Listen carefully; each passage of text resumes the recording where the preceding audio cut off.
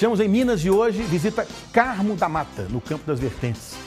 A cidade dos carros antigos, onde fica a maior coleção de automóveis do estado, hein? E também, sabia disso? É a cidade dos cheiros. Gente, já ouviu falar de essência de minhoca? Existe. E é para colocar na ração de peixe. A Luciana Catarrira foi para lá mostrar um pouquinho de tudo isso pra gente. Fala, Lu!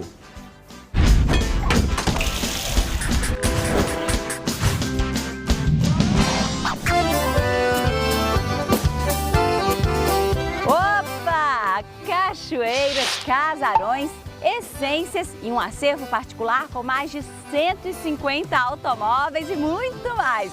O Achamos em Minas de hoje está em Carmo da Mata e essa viagem vai ser boa demais. Bora lá comigo? Carmo da Mata, pérola linda e pura, terra bendita, cheia de formosura. Pois é, e assim com tantas formosuras e encantos, Carmo da Mata inspira seus artistas. Carmo da Mata sempre me inspirou como artista, desde pequeno. Eu sempre sentava aqui nesses banquinhos aqui com meu violão, quando eu comecei a cantar. E de repente já juntava aqui de amigo aqui ao redor aqui e a gente cantava uns causos. Passa o tempo, é uma cidade muito tranquila, muito aconchegante, muito gostosa de se morar. Essa música, né, faz parte da minha vida. Aprendi a cantar com a minha mãe, me ensinou a cantar, a fazer segunda voz. Essa terra tão bacana, tão linda. Por isso que eu ainda moro aqui. Nasci nesse lindo canto do meu país, cresci nessa Carmo da Mata tão feliz. E foi assim, com esse carinho, que fomos recebidos em Carmo da Mata, uma cidade incrível e surpreendente. Na primeira volta, a gente já fica encantado com seus casarões muito bem preservados. Casarões que com certeza guardam muitas histórias. São 42 casarões inventariados que formam a Rota dos Casarões, uma das joias da cidade. E um desses casarões abriga um armazém super charmoso, o Armazém Notini. Aqui conheci a Cláudia, que me contou a história do armazém que começou há muitos anos com seu bisavô. Gente, dá só uma olhada nos detalhes desse lugar. Tudo um charme, né? E imagino que tudo carregado de história também, né? Sim, Lu, aqui nós temos muita história para contar. Esse armazém começou com meu trisavô, no início do século passado. Era um armazém, o imóvel todo, sabe? Era uma loja só que foi do meu trisavô, que ele fez para os filhos e depois ficou com meu bisavô, meu avô, meu pai e hoje eu e meus irmãos. E no princípio era um armazém? Era um armazém. Ele surgiu, ele foi construído quando chegou o trem. Então o comércio começou a girar em torno da estação, que é aqui em frente. Então o papai conta que ele era criança, ele já lembra que ficava um carroceiro só transportando as mercadorias. Na época tudo era importado, então tudo acontecia aqui nessa praça. Por isso que meu trisavô construiu nesse local. E aí começou a história. Nós procuramos preservar. Papai gosta muito de patrimônio histórico, gostava. Então a gente procurou preservar tudo, algumas coisas, como esse balcão, que era da época do meu bisavô. Temos alguns calendários. Tem muito documento dessa época também. E assim, visitar este armazém atualmente pode ser uma viagem não só pelos sabores, mas pela história também.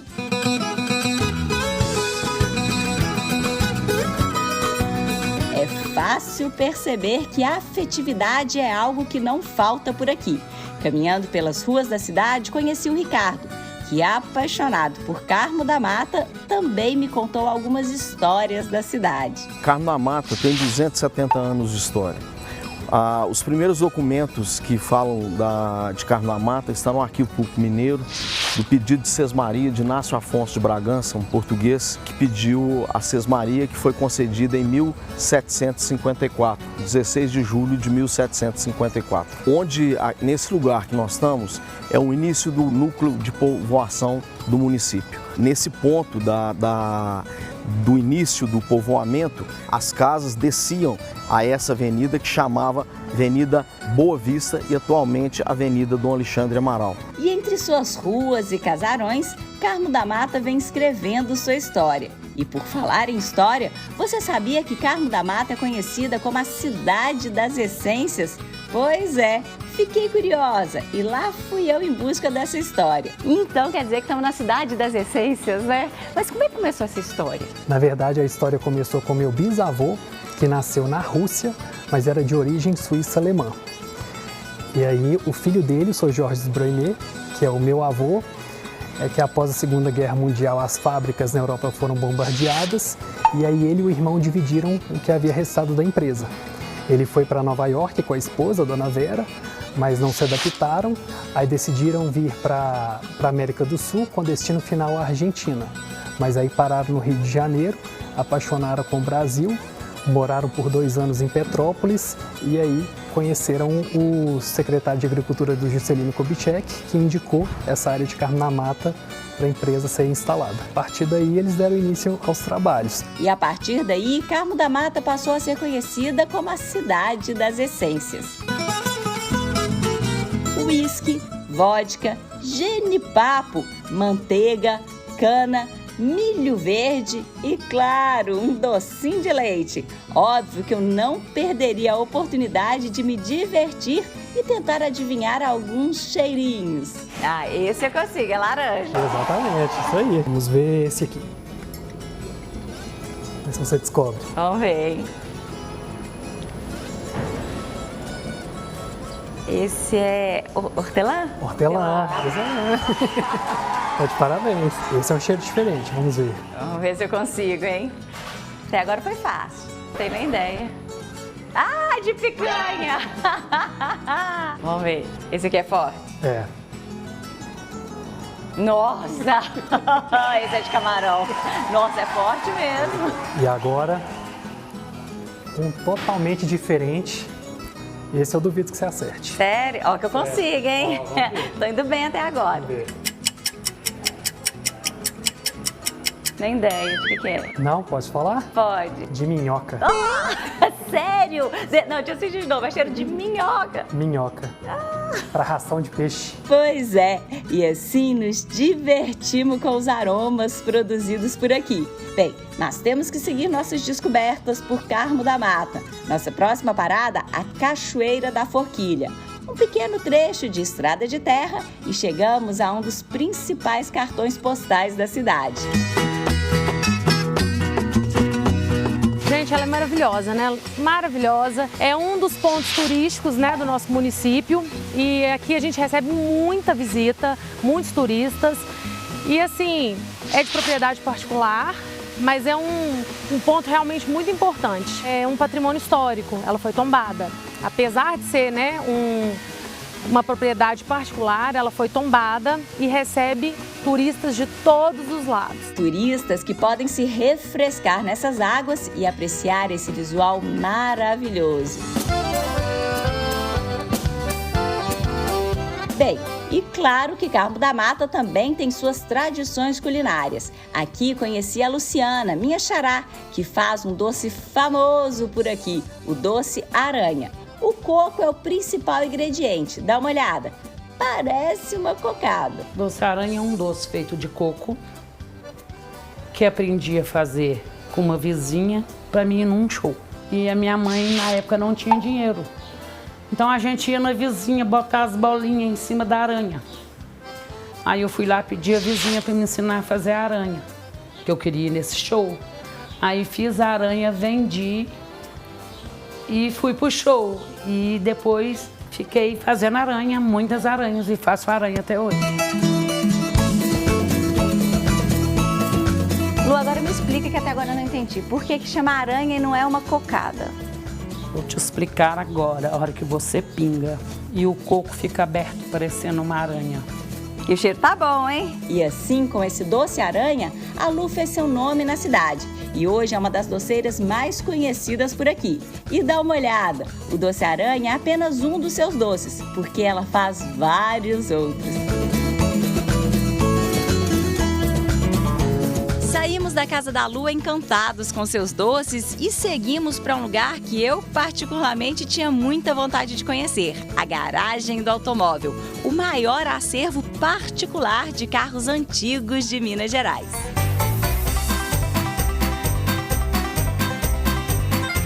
Chegando lá, fui recebida pelo Marcos, figura super simpática e apaixonado por esses automóveis. Esse espaço é uma garagem particular, né? O Rúbio, que é o proprietário, ele coleciona carros desde os seus 18 anos, já fazem 50 e tantos anos, 53, 54 anos. E aqui ele reuniu carros, assim, da família dele, muitos carros que foram dos pais, dos avós, dos tios, carros que estavam abandonados no mato, todo apodrecido. Ele foi buscando, foi dando vida de novo a esses carros. Aqui, por exemplo, a gente tem os carros que foram fabricados no Brasil. Não sei se você sabe, na década de 50, meados de 50, começa a chegar no Brasil as fábricas de automóveis. Até então eram todos importados. Então, assim, é uma coleção muito, muito variada. Você vai gostar muito. É uma viagem isso aqui, né? É uma viagem no tempo. A gente fala que aqui não é só uma garagem de automóveis, é uma garagem com muita história. Muitas histórias mesmo. É impossível não se surpreender. Nossa, gente! A gente vou começar a falar para você desse carro aqui, tá? Esse carro aqui é um Ford de 1929. É um carro que pertenceu ao avô do Rúbio, né? E assim que o Rúbio se ingressa na faculdade de engenharia, ele resolve ir visitar o avô na fazenda e chega lá, se depara com esse carro abandonado. Ele veio contar para ele que iria cursar engenharia, e vê esse carro abandonado e ele fica fascinado com o carro. Aí ele pede para ele, avô, dá esse carro para mim. Esse carro tinha nascido uma palmeira dentro dele, o mato tinha tomado conta, abandonava. Aí comprava outro, não tinha aquele negócio de revender o carro, então ficava abandonado. Então era muito comum nas fazendas. Aí o que ele faz? Ele restaura isso. Aí ele toma um gosto enorme pela situação. Aí ele vai buscar carros que foram da família para também serem restaurados. Esse Cadillac, por exemplo, ele restaurou para o seu casamento. Aqui tem essa Mercedes que foi da mãe dele, a gente tem até uma foto ali dela com o filho dele, com o Petrônio, né? Aqui mais à frente a gente tem esse Chevrolet Bel Air que foi da avó dele, né? Ele até se orgulha em falar que foi uma das primeiras mulheres a dirigir em Belo Horizonte, né? Um carro fantástico também. E assim, entre afetividades, curiosidades e histórias, a coleção do Rúbio foi crescendo, crescendo, crescendo. E para qualquer lado que a gente olhe, um mundo de curiosidades se abre. Então, Lu, aqui nós estamos diante dos 3 carros mais antigos aqui do museu. Esse é um Klinger de 1897, é um dos primeiros carros, né?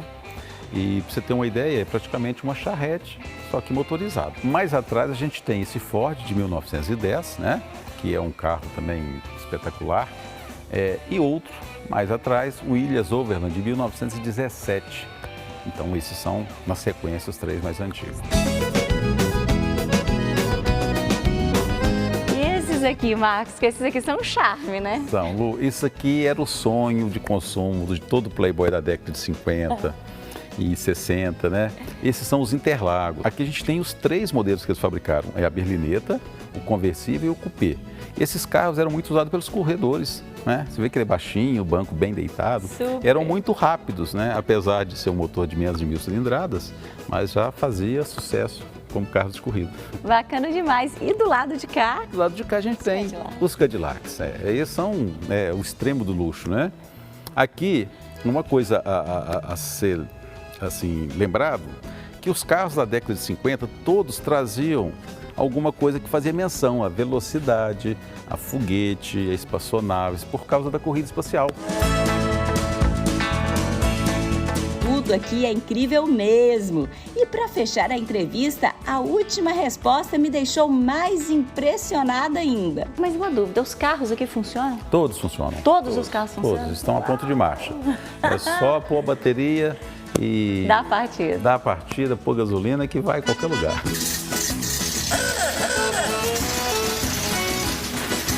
Max, brigadão. Foi um prazer. Prazer foi todo meu. E olha, gente... Quando quiser voltar, a gente está sempre de portas A abertas. gente quer voltar, porque a gente mostrou aqui um pouquinho só das muitas histórias que a gente tem aqui, né? É sensacional. Obrigadão mesmo. Foi legal demais e surpreendente essa volta por Carmo da Mata. Cidade linda, com seus casarões preservados, sua gente hospitaleira, suas histórias, seus cheiros e este museu que deixa qualquer um apaixonado.